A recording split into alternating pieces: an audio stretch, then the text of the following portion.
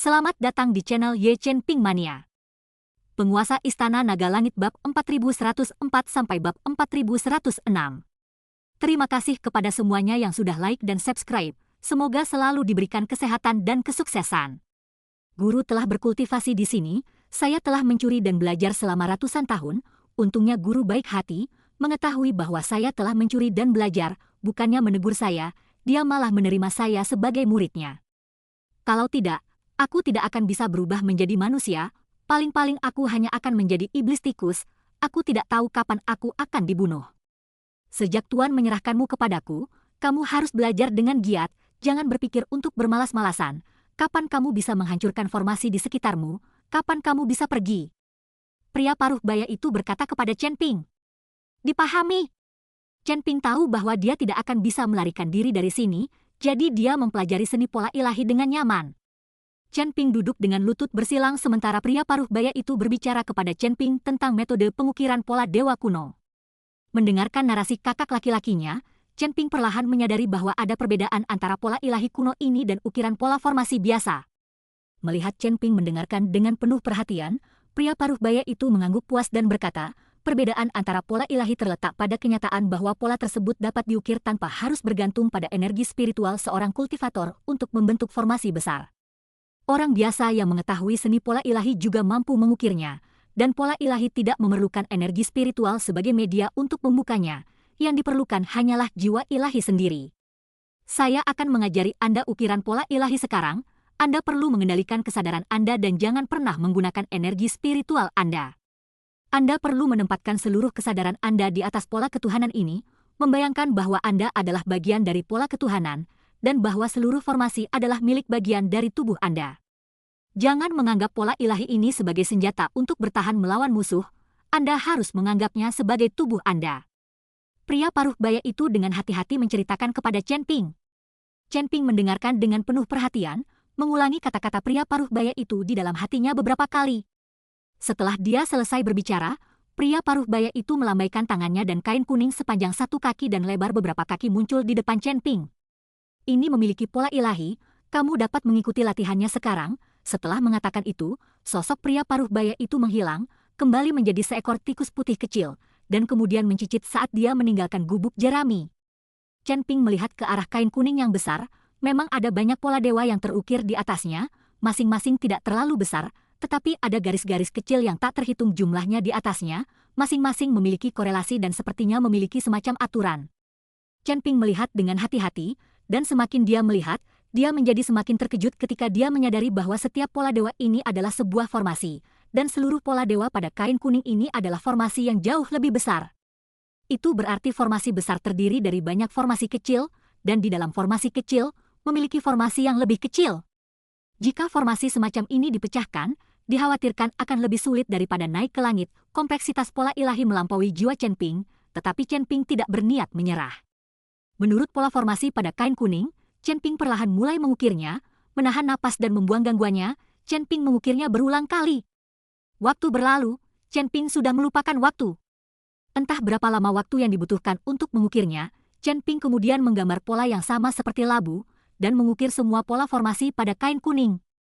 Pada saat ini, Chen Ping merasa seluruh tubuhnya mengempis. Meskipun dia tidak menggunakan energi spiritual, konsentrasi jiwa ilahi itu membuat seluruh tubuh Chen Ping sangat lelah. Setelah bersantai, Chen Ping pingsan. Chen Ping saat ini tidak akan memperhatikan apakah gubuk jerami ini bobrok atau tidak. Melihat atap tembus pandang dan bintang-bintang di luar, Chen Ping diam-diam berbaring. Namun segera, Chen Ping menyadari bahwa bintang yang berkelap-kelip di luar atap bukanlah bintang, melainkan sepasang mata. Mata ini mulai berubah menjadi merah, dan hanya melayang di udara, tidak ada tubuh yang terlihat, hanya sepasang mata yang sepertinya menatap Chen Ping melalui celah. Chen Ping mengerutkan kening dan buru-buru bangkit untuk melihat lebih dekat. Sepasang mata terus mendekat ke arah Chen Ping, dan seluruh pondok jerami dipenuhi dengan cahaya merah redup. Seiring dengan mendekatnya mata ini secara terus-menerus, formasi di sekitar pondok jerami diaktifkan, dan seberkas cahaya membungkus pondok jerami itu. Melihat formasi yang diaktifkan, orang-orang ini tidak terus mendekat. Mereka terus menatap Chen Ping dengan mata itu, menatap Chen Ping sampai kulit kepalanya mati rasa. Namun, karena ada formasi yang menghalangi mereka, Chen Ping sedikit lega, karena dia belum tahu, Sebenarnya milik siapa sepasang mata berwarna kemerahan ini? Jika itu adalah binatang iblis, Chen Ping tidak takut. Tetapi jika itu adalah pembudidaya iblis, dan bukan yang lemah, maka itu akan merepotkan. Namun setelah beberapa saat, orang-orang ini tidak terus mendekat, membuktikan bahwa formasi mantra ini memang membuat takut orang-orang ini. Melihat ini, Chen Ping tidak lagi peduli, dan setelah menarik napas dalam-dalam, dia mulai terus berlatih pola ilahi. Seiring dengan ukiran Chen Ping berulang kali, Chen Ping menjadi semakin mahir. Selain itu, kecepatan penyelesaian 100 ukiran kedua jelas jauh lebih cepat daripada yang pertama. Chen Ping tidak hanya harus berkonsentrasi pada saat ini, tetapi dia juga harus menanggung kesepian. Melakukan sesuatu berulang kali, banyak orang akan menjadi gila. Tidak ada yang tahu berapa kali pola itu telah diukir, apalagi mengetahui berapa hari dan malam telah berlalu. Ketika Chen Ping sekali lagi selesai mengukir pola dewa dalam satu tarikan napas, tikus putih kecil itu muncul lagi. Kakak senior, bagaimana perasaanmu? Pria paruh baya yang diubah menjadi tikus putih kecil itu bertanya pada Chen Ping. Tidak apa-apa, jauh lebih terampil. Chen Ping tersenyum tipis, tetapi kemudian bertanya, kakak senior, ketika saya sedang mengukir pola formasi, saya menemukan sepasang mata merah di luar, menatap saya dengan cermat. Saya ingin tahu apakah kakak senior tahu apa itu. Ketika pria paruh baya mendengar ini, dia sedikit mengernyit, tetapi dengan cepat menggeliat dan berkata, kakak senior tidak perlu takut, dengan perlindungan formasi, tidak ada yang bisa menerobos, kamu hanya perlu mengukir pola formasi dengan nyaman. Ngomong-ngomong, guru meminta saya untuk membawakan Anda 2 rumput penekan jiwa, yang dapat membantu Anda memadatkan jiwa ilahi Anda, dan akan bermanfaat untuk menuliskan pola formasi. Pria paruh baya itu menyerahkan kepada Chen Ping 2 rumput abadi yang terlihat sangat berharga. Kakak senior, terima kasihku untuk guru. Chen Ping tanpa basa-basi menyingkirkan ramuan abadi itu. Pria paruh baya itu tidak berkata apa-apa lagi dan segera pergi, dan sepertinya dia pergi dengan sedikit terburu-buru. Chen Ping tahu bahwa kakak laki-laki ini pasti tahu apa itu sepasang mata. Mungkin karena dia takut dia akan menjadi penakut dan pikirannya akan terpengaruh, jadi dia tidak mengatakan apa-apa. Tapi apapun itu tidak bisa mempengaruhi Chen Ping. Chen Ping hanya bisa mengukir pola ilahi. Duduk dengan tenang, Chen Ping menyempurnakan 2 rumput penekan jiwa. Dan setelah pria paruh baya itu pergi, tubuhnya langsung menghilang. Ia segera muncul di puncak gunung, dan orang tua pola ilahi itu juga berada di puncak gunung ini. Senior, seperti yang kamu duga, orang-orang dari formasi iblis memang muncul, tetapi mereka diblokir oleh formasi dan tidak bergerak terlalu agresif. Pria paruh baya itu berkata dengan heran. Saya tahu orang-orang ini tidak akan mati. Kali ini kita tidak boleh membiarkan orang-orang ini melarikan diri lagi. Kata leluhur tetua Divine Reply dengan senyum tipis di wajahnya. Elder leluhur, bagaimana Anda tahu bahwa kakak senior ini pasti mampu memikat orang-orang formasi iblis? Pria paruh baya itu bertanya dengan tidak percaya. Karena garis keturunannya berbeda dari kita semua, dan dengan dia yang terus-menerus menuliskan pola formasi, orang-orang dari demon formasi pasti bisa merasakannya. Dan mereka akan berusaha sekuat tenaga demi mendapatkan garis keturunan istimewa ini juga kesempatan kita. Leluhur gandum ilahi menjelaskan. Benar, aku juga merasakannya. Kakak senior secara mengejutkan memiliki beberapa aroma pada dirinya. Ada aroma dari ras iblis, ras manusia dan bahkan ras binatang. Aneh sekali, bagaimana seseorang bisa memiliki 3 aura ras pada saat yang bersamaan. Kata pria paruh baya. Leluhur tua bertato yang saleh hanya tertawa dan tidak membalas apapun. Chen Ping, yang masih tidak tahu apa-apa saat ini, bekerja keras untuk mengukir pola ketuhanan dan terus menggunakan jiwa ketuhanannya untuk merasakannya. Pada awalnya, Chen Ping belajar dengan menghafal, menggambar dari labu, tetapi sekarang Chen Ping sedang mengukir pola ketuhanan sambil merasakan misteri dalam pola ketuhanan. Dia tahu bahwa ketika dia mengikuti pola ketuhanan dan menjadi satu, pola ketuhanannya akan berhasil.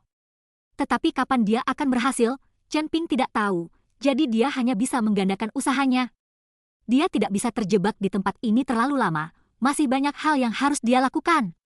Selain itu, Bai Xiao dan Fire Phoenix serta para gadis telah diusir dari kota Huhuang dan pergi ke wilayah barat, entah seperti apa situasi di wilayah barat. Bagaimana jika mereka dalam bahaya? Sekarang mereka adalah wanita Chen Ping tidak akan membiarkan mereka berada dalam bahaya. Setelah Chen Ping tidak tahu berapa kali dia menuliskan pola ilahi, sambil berbaring di gubuk jerami untuk beristirahat, mata merah muncul sekali lagi, dan kali ini, terlihat jelas ada sedikit kelainan pada warna merah tua tersebut. Mata. Tirai cahaya formasi di sekitarnya terbuka, mengisolasi sepasang mata ini dari luar.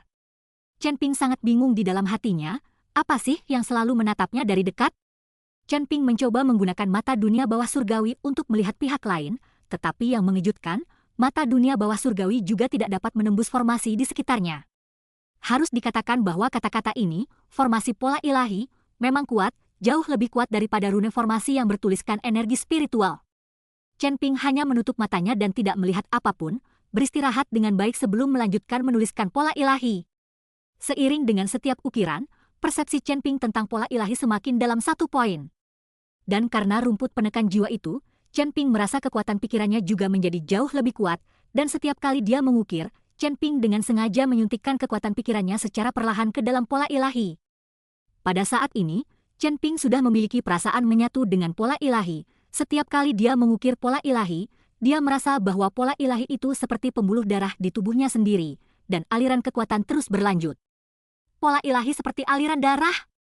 Hubungan antara setiap pola ketuhanan juga perlahan mulai menjadi lebih jelas, dan beberapa pola ketuhanan yang tampaknya tidak berhubungan tampaknya memiliki kapiler yang tak terhitung jumlahnya yang menghubungkannya di tengah. Pada saat ini, garis ketuhanan tidak lagi seperti benda mati, tetapi lebih seperti manusia darah dan daging yang hidup. Hanya saja Chen Ping belum sepenuhnya menyatu dan menguasainya, jadi yang bisa dia rasakan hanyalah segumpal daging dan darah.